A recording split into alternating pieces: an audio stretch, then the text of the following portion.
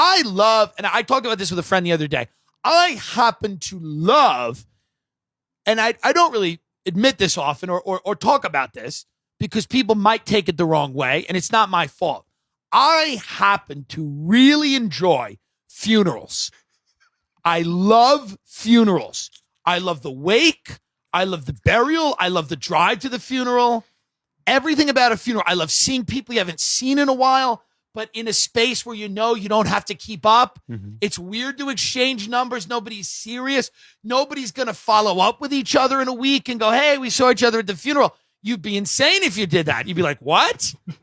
So if you even reconnect at a funeral, it's so brief. It's so surface. It's so shallow. It's so nice. It's so nice. Hey, have you been? And it's good. I like to cry. I like to be sad and think about my own mortality and feel bad for other people. I like to look at other people that have lost a loved one and feel bad for them. And sometimes it's nice when it's an older person and we can all say it's a life well lived. But sometimes it's nice when it's someone younger. Sometimes it's nice when it's somebody it was unexpected or someone, and we all have to really reflect on what it means, because the older people, you don't have to reflect on what it means as much. You get it.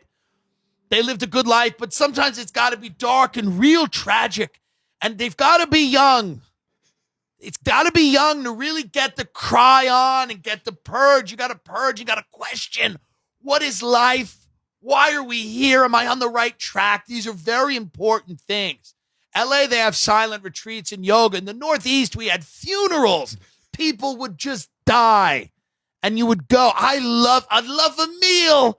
Have you ever had a funeral meal where you go out afterwards and everybody's eating and you're relaxing? It's kind of fun again. It's kind of nice again. Yes, we buried someone and they're not here, but that means more shrimp cocktail for us. We're here. We're alive. No disrespect.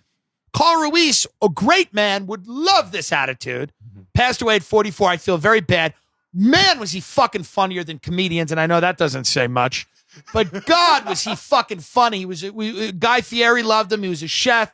He opened a great restaurant in New York called La Cubana. The guy he texted me a photo on Twitter that made me laugh harder than anything else. I'm going to show it to Ben right now, dude. And familiarize yourself with the great Carl Ruiz if you haven't, because I'm telling you right now, this guy, everybody loved him. Sherrod Small, Opie and Anthony, Vic Henley, all these comics really loved Carl Ruiz.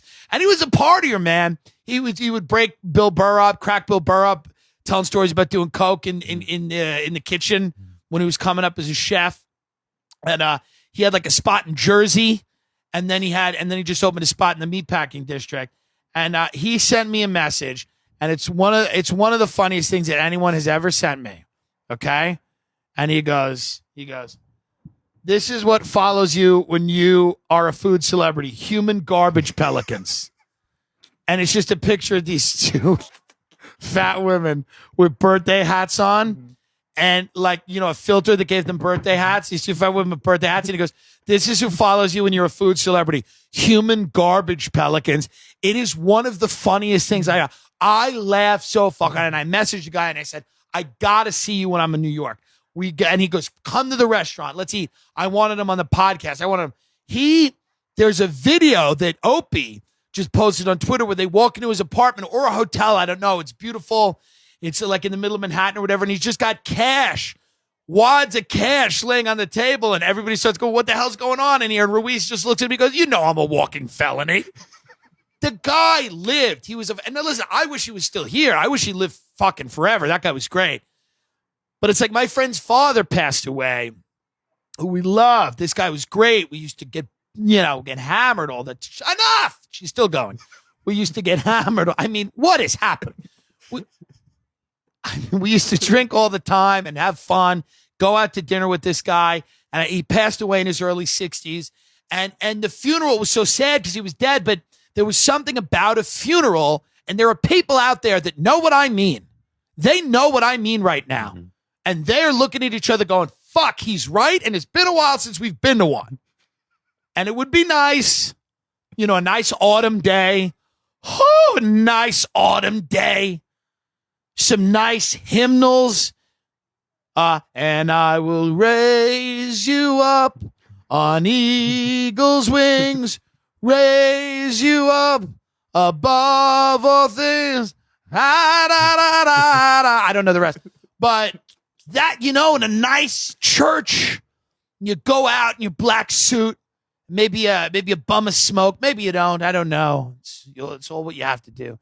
And maybe it's in a sit-down restaurant, or maybe afterwards you do something at a bar and you just some wings and a couple of cocktails. My friend Michael's mother, let me tell you right now, I don't want anyone to die, but the meatballs I had after dinner, I would kill her myself.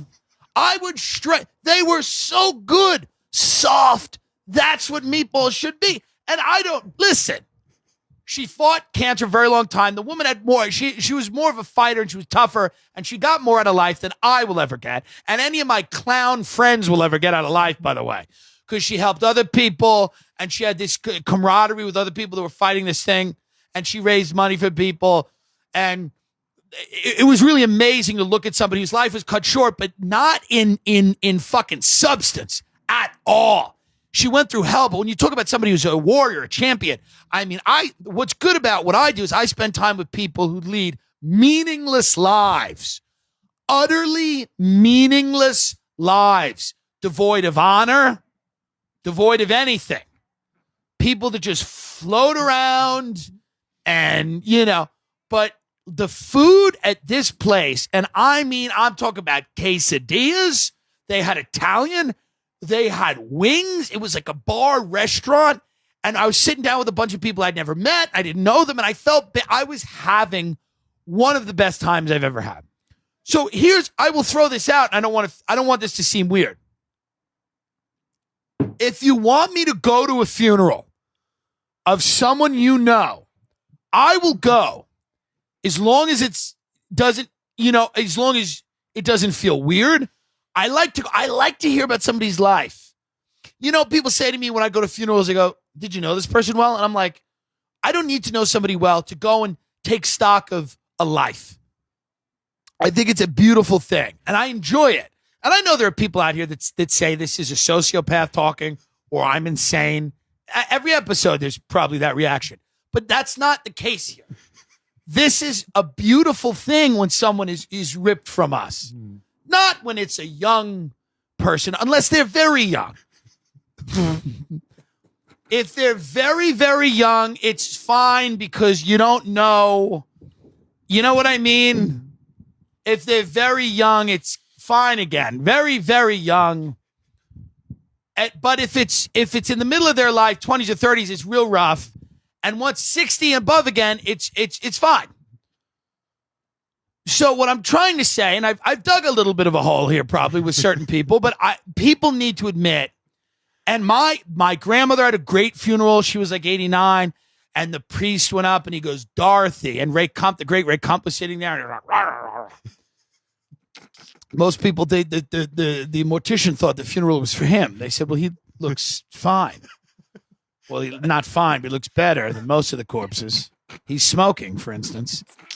But my grandmother, the priest, went up and he did this hellfire and brimstone speech. Goes, "Dorothy has been preparing for this moment for decades.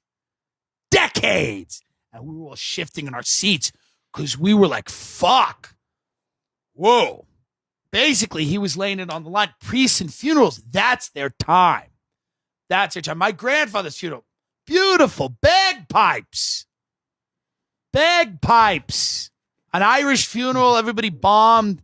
These are beautiful things. Much better than weddings. Weddings suck. Mm-hmm. What's the other thing when the kid's born? Baptisms and christenings. Fuck off. I love a good funeral because you really appreciate life. You appreciate being alive. When you drive out of a wake and you're sitting there, or you drive out of a burial, maybe it was Holyrood Cemetery in Hicksville, and you're sitting there at the stoplight, and a song comes on, and it's a decent song, and the sun's out, and you drive in. Maybe you stop in a 7-Eleven, you get a Snapple, and you just say to yourself, "I'm fucking here." I would go to one a month if I could. So that I just want to throw that out to people. If you want me at your funeral, and I do the whole thing, by the way, I do wake, burial, and then whatever dinner is, lunch or dinner that we're doing. I do the whole thing. I do the wake, and then I come back the next day for the burial. And if you tell me that the burial is only for the family, I'd come because I want to be there. I want to see it go into the ground. That's when it's poetic and meaningful to me. And listen, it is what it is. I don't like death. I like funerals. They're beautiful things. Long Island, people have a couple of cocktails, they reconnect. It's really, and there's a lot of lucky people right now because so many people are dropping dead on Long Island from heroin addiction. And there are so many lucky people that get to go to these events all the time and really kind of reconnect. I'll see you at the funeral. That's what they say.